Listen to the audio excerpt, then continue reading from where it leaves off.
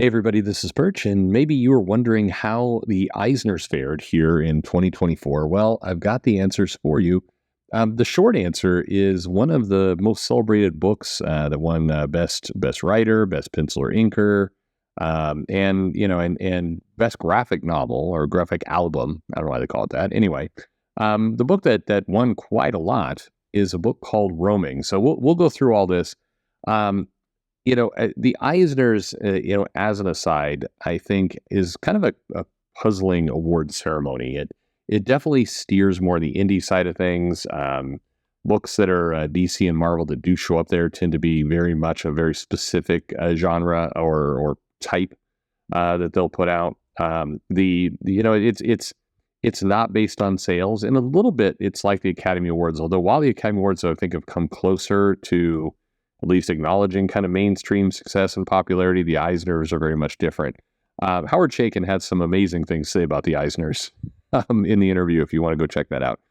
But anyway, San Diego Comic-Con time, and it is the Eisners. So how did it all go? Well, the winner of Best Writer, which is one of the bigger awards, of course, to be mentioned, was Mariko Tamaki for the, as I mentioned before, graphic novel Roaming. And we'll get to that in a second. Mariko Tamaki beat out Stephen Graham Jones for Earth Divers from IDW, Tom Taylor for Nightwing and Titans at DC, Kelly Thompson for Birds of Prey, Harley Quinn, Black Cloak, the Cull, It's Jeff, Captain Marvel, and whatever other books she could grab from other people. Mark Waid, who did Batman, Superman, World's Finest, Shazam, and then Teen Titans, and then G. Willow Wilson, who did Poison Ivy and Hunger of the Dusk. So more representation certainly from the big two here than in previous years, where it tends to be filled up more with indie creators. But Mariko Tamaki beating Stephen Graham Jones, Tom Taylor, Kelly Thompson, Mark Waid, and G. Willow Wilson for Roaming. And I mentioned earlier, Roaming also won for Best Penciler Inker, which was Jillian Tamaki, who was the creator or artist for Roaming. And Roaming won Best Graphic Album New. Now, the graphic novel, graphic album, however we're going to call it, it beat out Ashes from IDW, Eden 2 from Fantagraphics, A Guest in the House from First Second Macmillan, Parasocial from Image. Parasocial, of course, was from Alex DeCampi and Erica Henderson. Roaming was the series. So you may wonder, hey, what is this? What is this? And why are both these people last name Tamaki? Anyway, I can't answer that second one, but let me explain to you what Roaming is. So it's defined this way. It's spring break, 2009, 5 days, 3 friends, 1 big city. And Roaming marks a triumphant return to the graphic novel and a deft foray into new adult fiction. It's a lot of that teen fiction or YA money is dried up. But anyway, Jillian Tamaki and Mariko Tamaki come together over the course of a much-anticipated trip to New York. An unexpected fling blossoms between casual acquaintances and then throws a long-term friendship off balance. Emotional tensions vibrate wildly against the resplendently illustrated backdrop of New York City, capturing a spontaneous queer romance in all of its fledgling glory. Slick attention to the details of a bustling, intimidating metropolis are softened with a palette of muting pastels as seen through the eyes of first-time travelers. The awe, wonder, and occasional stumble along the way comes to life with stunning accuracy. Basically, it's like Adventures in Babysitting, but newer. No, I'm kidding about that. Anyway, Roaming was, as I mentioned, the big winner. Let's get into a couple other things. Best writer-artist combo. Daniel Warren Johnson won that for Transformers, beating out Tilly Walden for Clementine, Zoe Thorgood for Hackslash, Moku Mokurin for The Summer Hikaru Died, Bill Griffith, 3 Rocks, and Emily Carroll, A Guest in the House. So Daniel Warren Johnson winning that. The best painter, multimedia artist, went to Sana Takeda for The Night Eaters, her little Reapers, and Monstrous from Image. The best new series. Now, the best new series out went to Somna, A Bedtime Story by Becky Cloonan. It beat out Phantom Road by Jeff Lemire, Local Man by Tim Seeley, Black Cloak by Telly Thompson, and Beneath the Trees Where Nobody Sees by Patrick Horvath.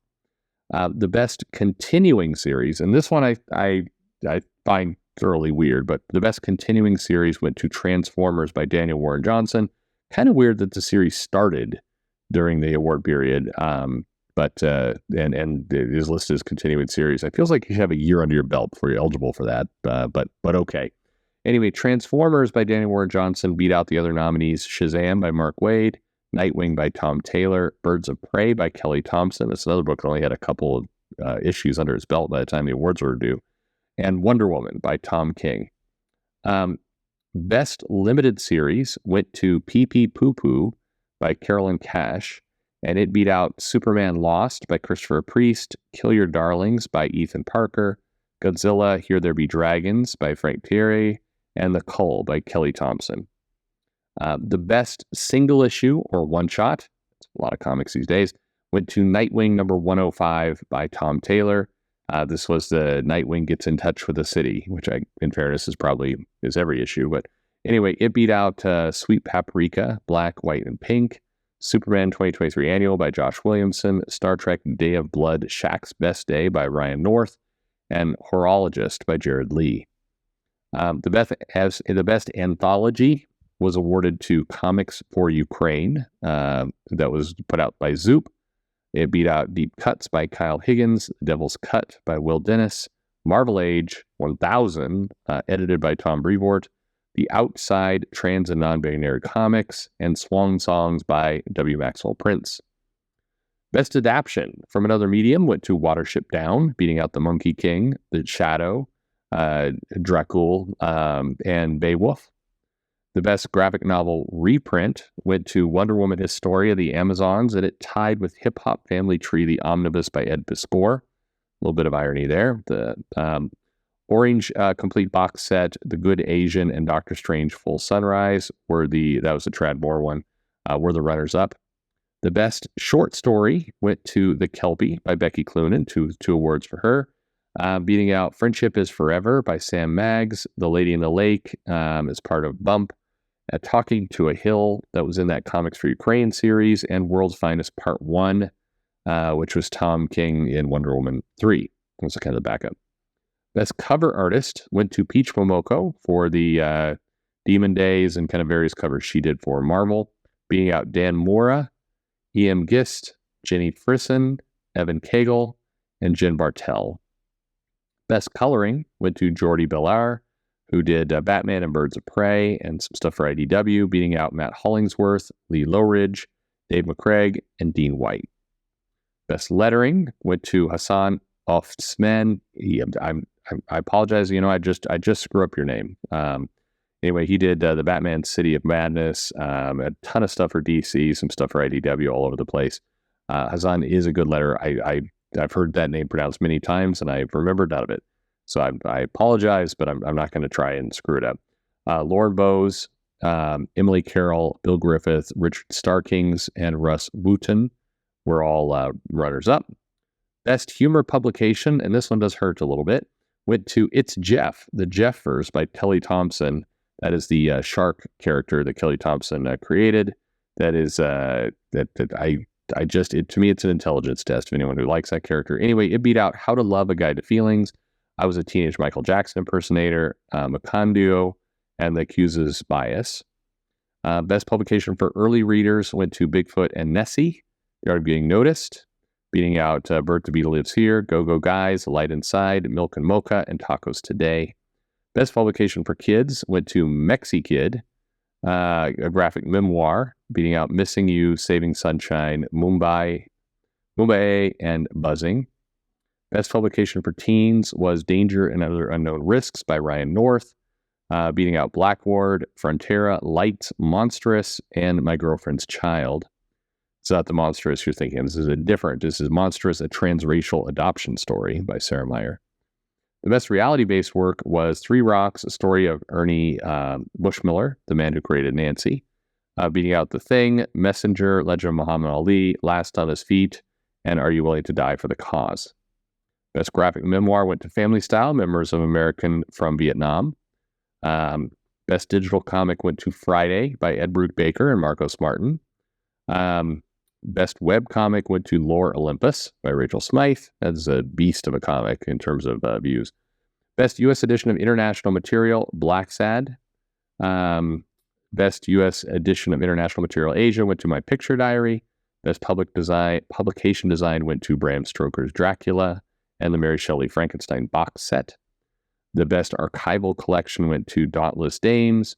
The best archival collection project went to All Negro Comics 75th Anniversary Edition. The best comics-related periodical journalism went to the Comics Journal. Nothing for the beat in there. Sorry. And sorry, Bleeding Cool. The best comics-related book went to I Am the Law, How Judge Dredd Predicted Our Future. The best academic scholarly work went to the Claremont run, Subverting Gender in the X-Men. And that's more or less it. So what do you take from all this? Well, the Eisners are still very much an indie playground. You do see kind of the same usual suspects. Tom Taylor tends to do well in this. They love Kelly Thompson. They love Mariko Tamaki, and Mariko Tamaki took home 3 big awards. Daniel Warren Johnson did well in this one. Becky Cloonan got some nods. So in general, it's probably about what you expected. And, let's wait for the Eisners next year. So what do you think is going to win we're more than halfway through the year. So what do you think 2025 is shaping up to be for Eisner winners based on what we're seeing this year? Any predictions? Any guesses? How many of these books have you heard of? Be honest now. There you go. Let me know in the comments below, and thanks for listening.